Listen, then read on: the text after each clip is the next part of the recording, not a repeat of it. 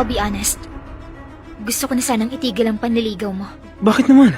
Narealize ko, hindi pa pala ako ready. Pero akala ko okay tayo. Masaya naman tayo kapag magkasama, di ba? May nagawa ba akong mali? Wala, Jello. Wala. Okay ka naman. It's just that, hindi ko pa kayang pumasok sa commitment.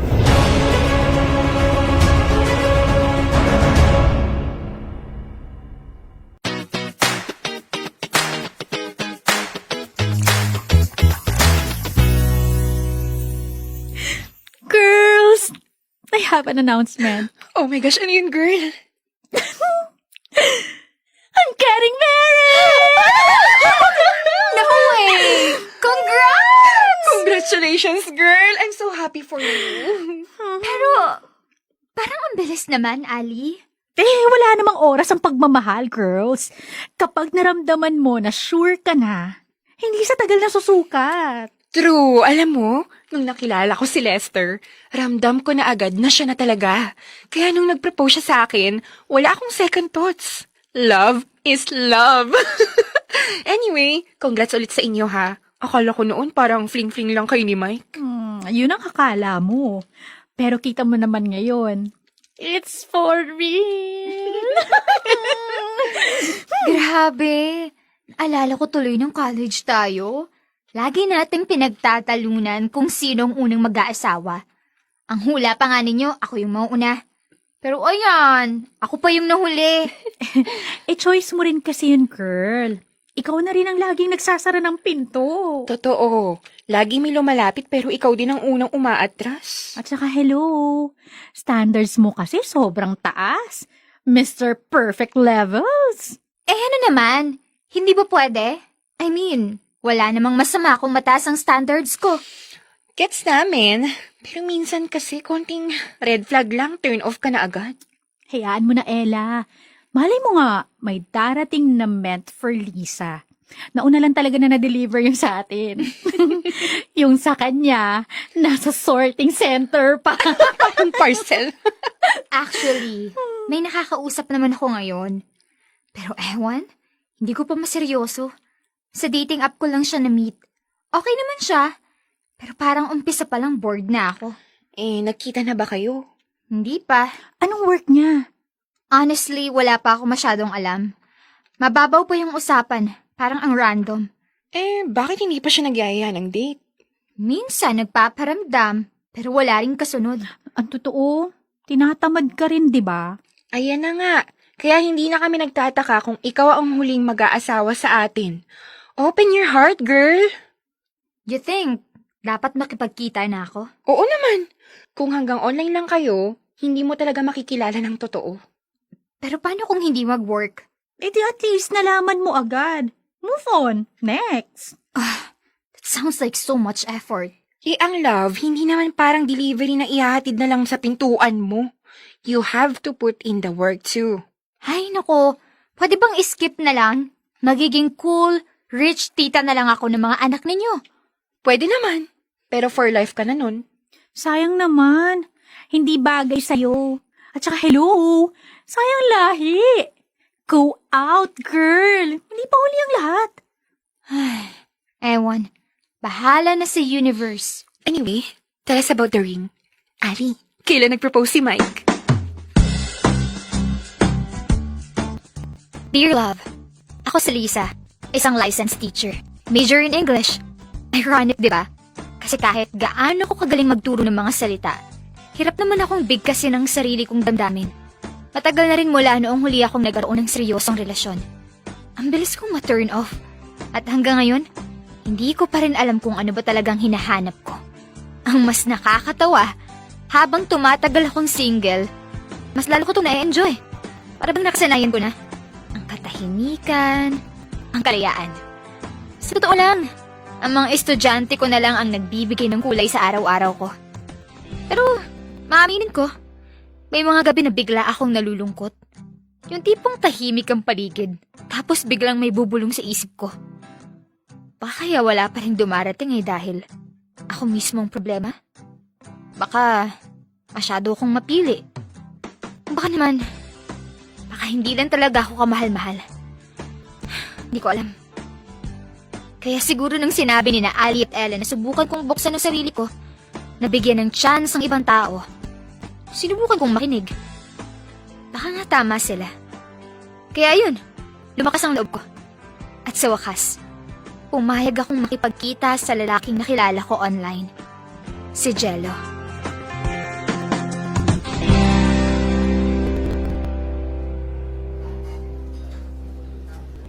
Buti na lang pumayag ka rin makipagkita. Akala ko hanggang chat na lang talaga tayo. Medyo matagal-tagal na rin kasi tayong nag-uusap online. I think it's about time na makita natin kung may chemistry ba sa personal. Mas maganda ka pala sa personal, Lisa. Salamat. Ikaw rin. Mas matangkad ka kaysa sa inaakala ko. May height requirement ka ba? Wala naman. Pero honestly, never pa ako nagkaroon ng ex na mas maliit sa akin. So I guess pasok ka. Buti naman. Nakaka-pressure din kung hindi. By the way, tagal na natin nagkakachat pero never ko pang natanong. Anong line of work mo? Well, sa ngayon, naghahanap pa ako ng stable job. So, currently unemployed ka? Technically, oo. Pero tumutulong din ako sa family business namin. Construction. Ako muna nag-oversee ng mga tao. Ah, I see. But you graduated college, right? Oo naman. Fine arts. Pero alam mo naman, medyo mahirap makahanap ng trabaho sa field na yun. Lagi na lang sinasabi, walang pera sa arts. Wow. Fine arts. Impressive din yun, ah. And honestly, hindi birong tuition sa course na yan. Hindi naman kami mayaman. Sakripisyo rin ng magulang ko lahat. At saka, hindi madali. Umabot ako ng halos 8 taon sa college. 8 years? Medyo matagal din yun. Medyo nahirapan ako. Hindi rin ako consistent. Ah, gets. At least natapos ka, di ba? Deal breaker ba sa'yo yun, Lisa? Hindi naman. We all have our own timelines. What matters is you didn't give up. Good. Akala ko, baka first and last date na to. Hindi naman ako ganun kabilis mag-judge. Buti naman. Anyway, baka malimutan na natin kumain sa kakakwento ko. Anong gusto mo? Sagot ko tonight. Tama ka. Let's order na. Gutom na rin ako. Yes, let's eat na. Ha? Date? I mean, kumain na tayo. Sorry, wrong grammar. Okay. Sige, ikaw na bahala.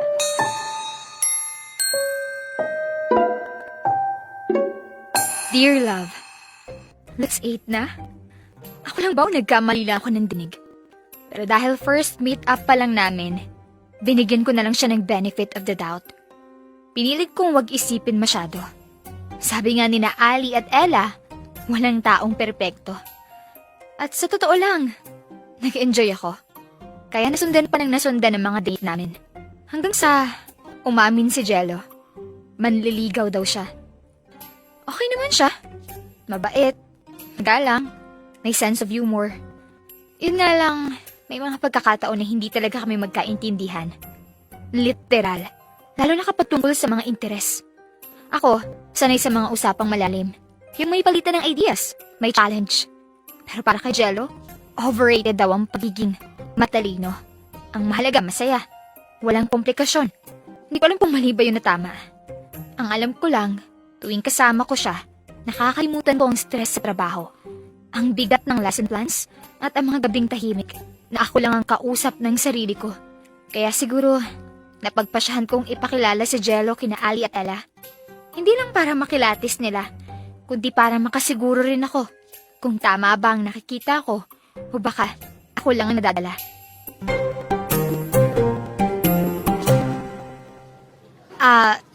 Guys, this is Jello. Jello meet Ali and Ella, my BFFs. Nice to meet you po. So, ikaw palang madalas ikwento ni Lisa. True. First time to ha, na umabot ng buwan ang maniligaw ni Lisa. Record-breaking ka, Jello. Ano pong ibig niyong sabihin? Eh kasi, mabilis ma-turn off itong kaibigan namin. So, I guess may something special about you. Nako, don't mind them, Jello. So, what's your deal, Jello? Ha? Guys, para naman kayo nang i-interrogate. We're just curious. What do you do for a living, Jello? You don't have to answer if you're not comfy. Okay lang, Lisa. Wala pa akong work ngayon. Tumutulong lang ako sa family business. I'm currently on job. A job? He means unemployed. Okay, got it. So, Jello, ano naman ang nagustuhan mo kay Lisa? First and foremost, maganda siya.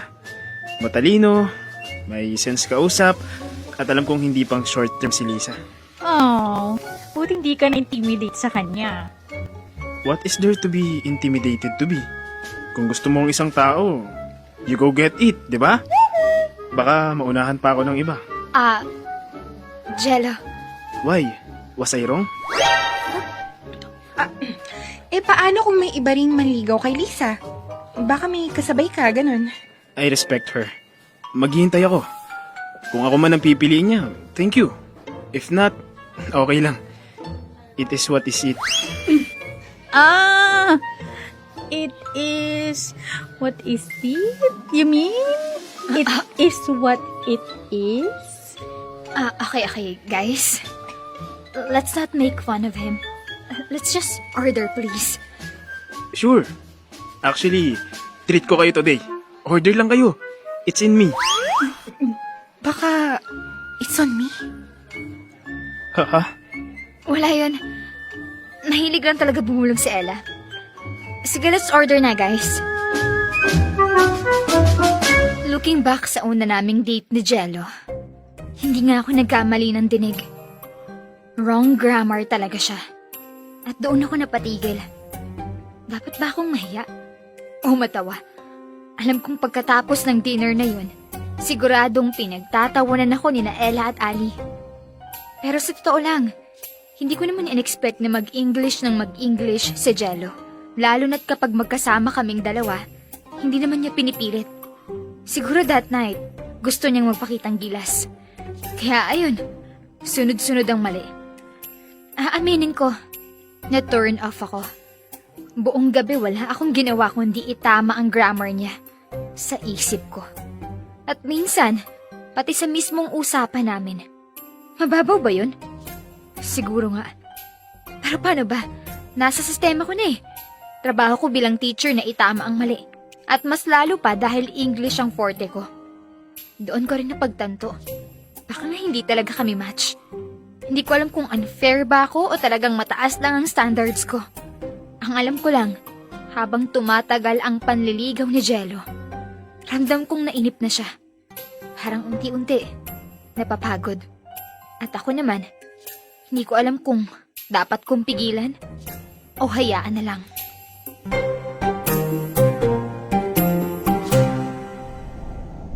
Saan mo gustong pumunta today?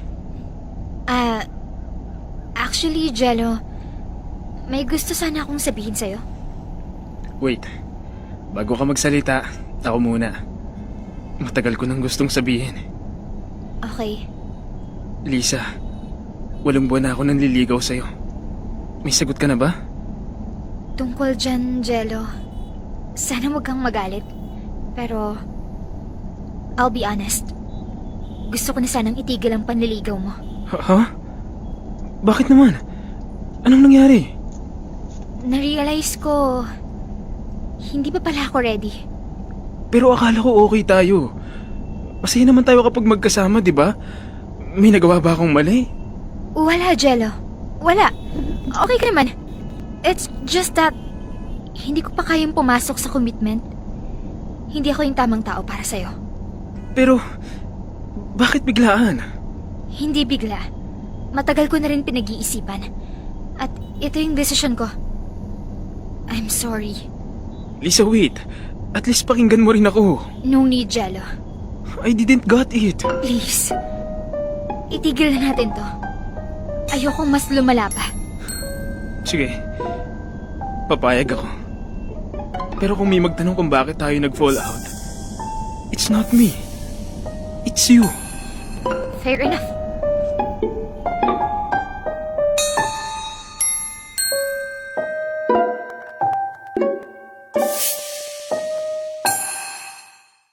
Dear love, You can judge me all you want. Pero hindi ko talaga kayang makipagrelasyon sa taong mali-mali ang grammar. Hindi ko alam kung mababaw lang ako o talagang may mali sa akin. Pero yun ang totoo. Hindi ko masabi ng direkta kay Jello. Kasi ayokong isipin niyang mayabang ako o minamaliit ko siya. Pero sa loob-loob ko, paulit-ulit kong sinisigaw yung mga salitang gusto kong itama. Tuwing nagkakamali siya, parang may matulis na karayom na tumutusok sa tenga ko. Minsan gusto kong sabayan ng tawa. Minsan gusto kong sumigaw. Ang hirap magpanggap na okay lang, na hindi ko napapansin. Lalo na kapag ang bawat mali niya ay parang palala na ng palala. Halatang magkaibang kami ng mundo. At doon ko na-realize, kung sa simpleng usapan pa lang hindi na kami magkaintindihan, paano pa kaya kung totoo ng problemang pag-uusapan namin? Paano kung emosyon na at hindi grammar ang kailangan itama? Kaya bago pa ako tuluyang mabaliw sa pagitan ng pag-unawa at pagdismaya, pinutol ko na. Hindi dahil masama siyang tao. Kasi mabait siya. Totoo siya. At marunong magmahal. Pero minsan, kahit gaano kabuti ang isang tao, hindi pa rin sapat kapag hindi kayo nagkakasundo sa lengguwahe, ng isip, ng puso, at ng mundo.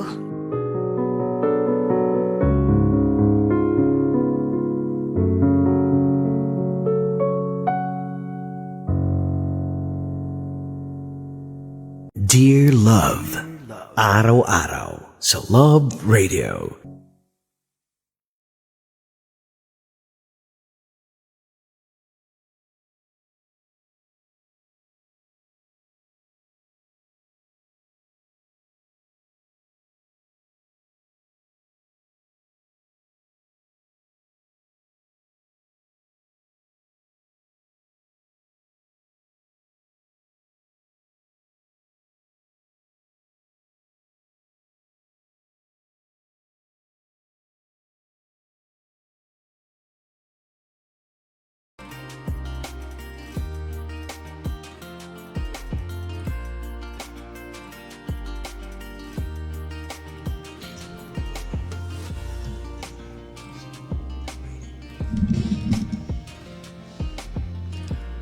What's making the problem? Charot.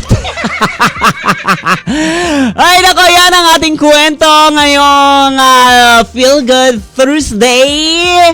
Ayan, na pinamagatang grammar. Kwento yan ni Liza at ni Jello. So, si Liza ay isang English teacher. Nako, yan yung mga mahirap jowain, yung mga teacher. Charot. Lagi kang itatama lalo pat English teacher. Patay tayo dyan. What's making me wrong? Charot. Ano daw? Grabe naman to si Lisa, no?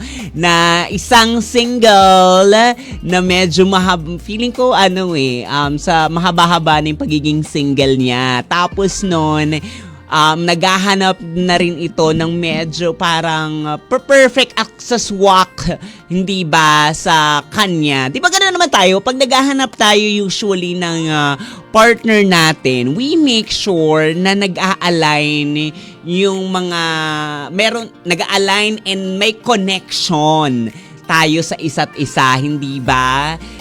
Kasi kung walang connection, parang ang awkward ng dating, ng tignan, kahit tinatry mong pilitin yung mga bagay-bagay, hindi kayang maipilit talaga, 'di ba? Ako hindi ko masisisi dito si Liza, 'di ba? Bilang feeling ko very perfectionist. Wag niyo nang jowain niya, maghanap na lang ako na lang. Check ako dyan. Charot. Hindi.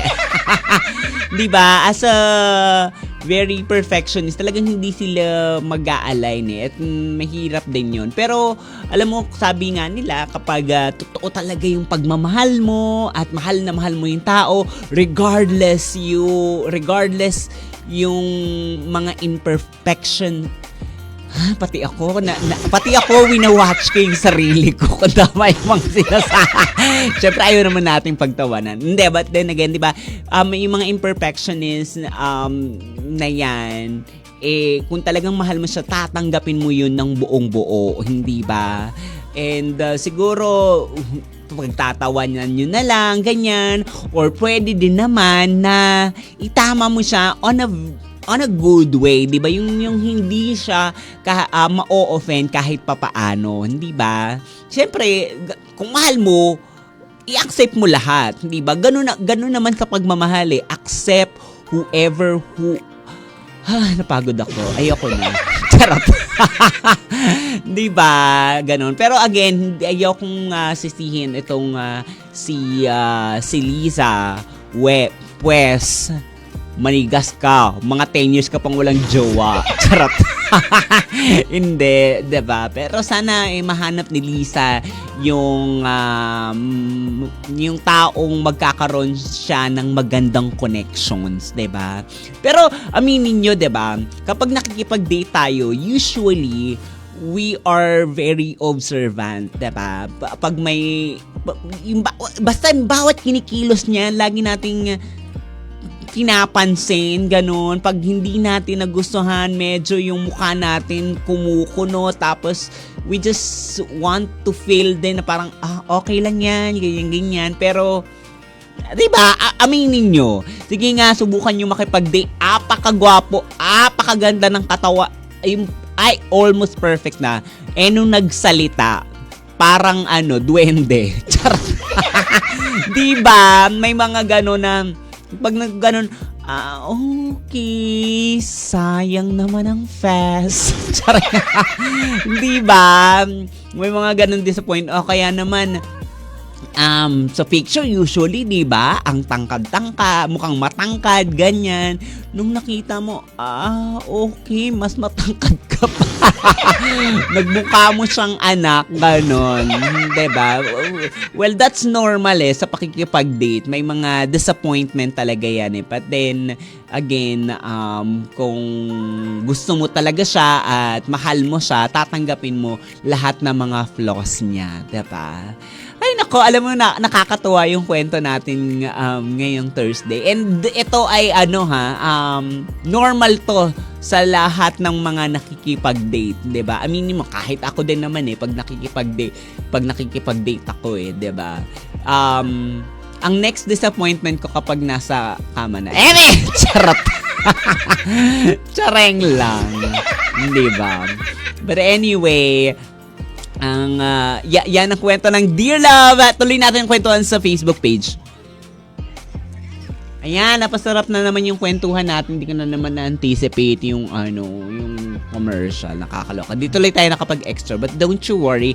Later on, mas pag-usapan pa natin yan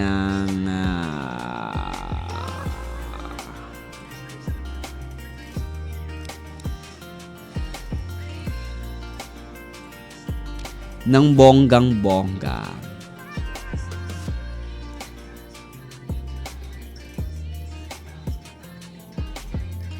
Ayan.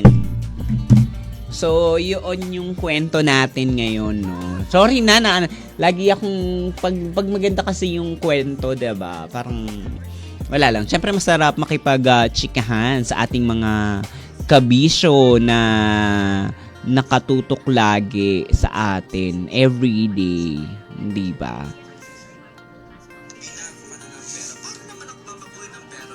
Teka lang.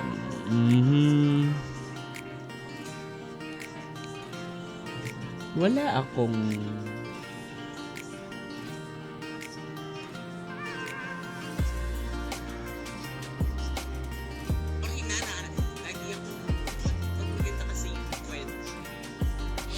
Ayan. But anyway, so yun nga yung kwento, no, ng ating Dear Love. Pero ako ganyan, kapag nakikipag-date ako,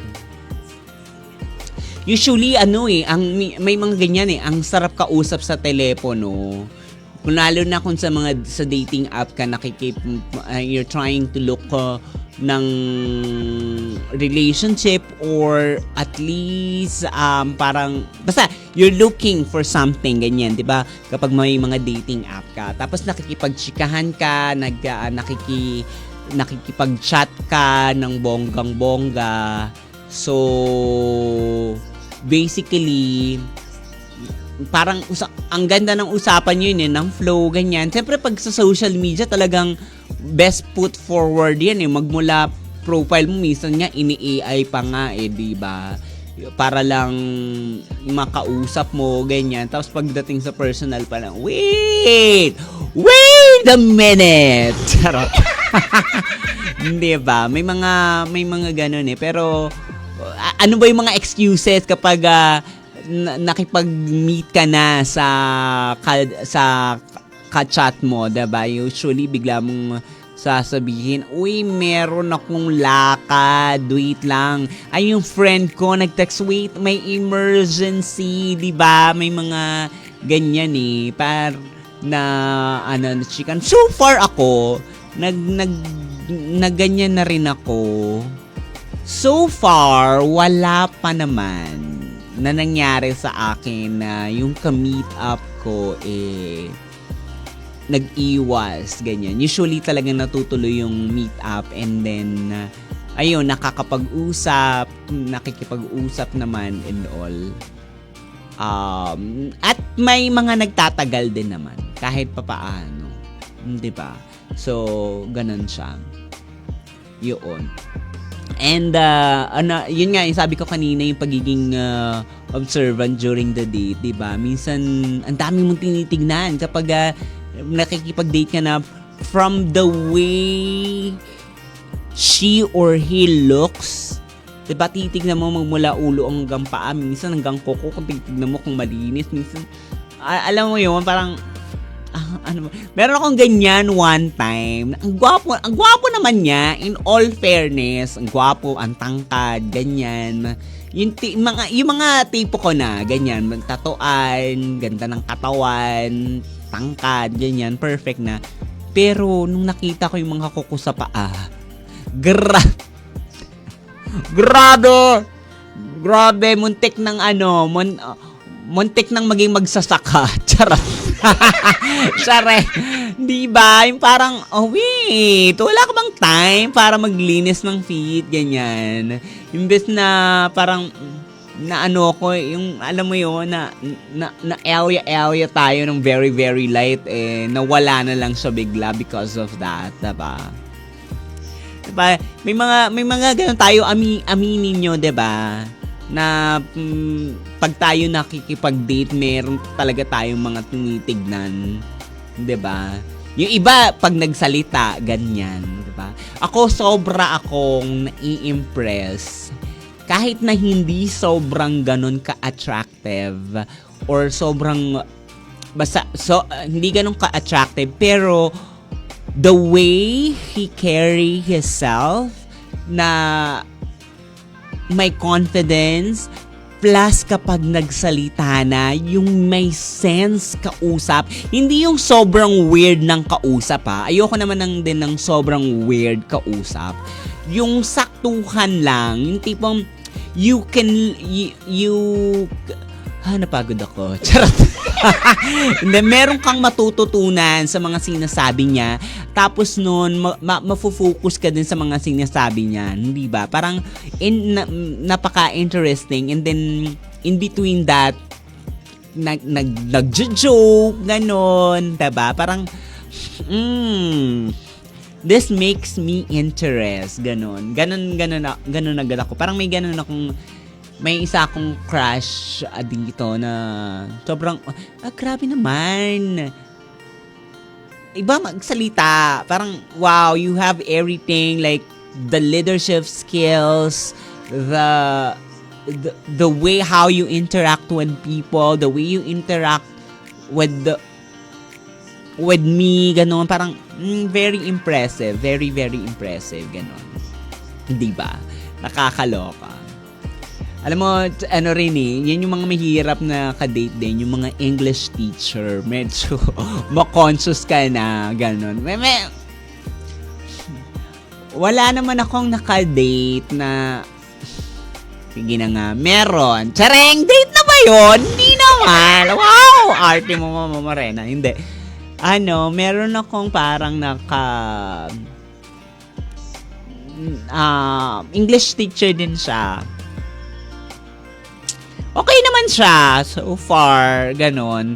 And kapag ganon kasi, parang you watch out your words na lumalabas sa bibig mo kapag kausap mo na siya. Kasi you don't know, you might be judged ng kadate mo, diba?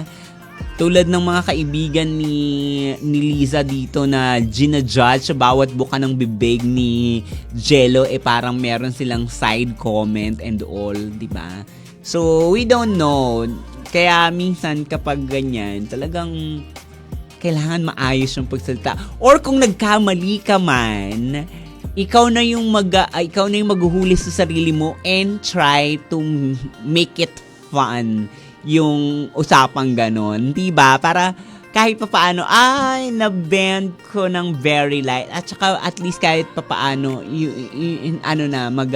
mag-lighten yung mood, diba? Mga ganong eksena. Ay, nako, mga eksena kapag ikaw ay nakikipag-date, ganyan.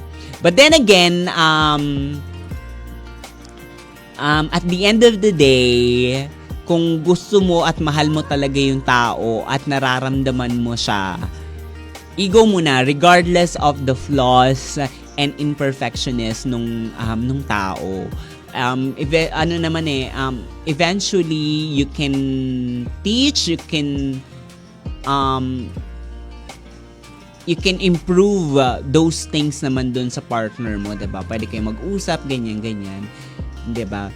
But then wag naman nating sisihin yung mga very perfectionist din naman, diba? Kasi for sure ayaw rin siguro nilang magkamali at saka mahirap din minsan din ipilit yung sarili natin kung wala talagang magandang connections, diba? Usually naman ganun yun eh.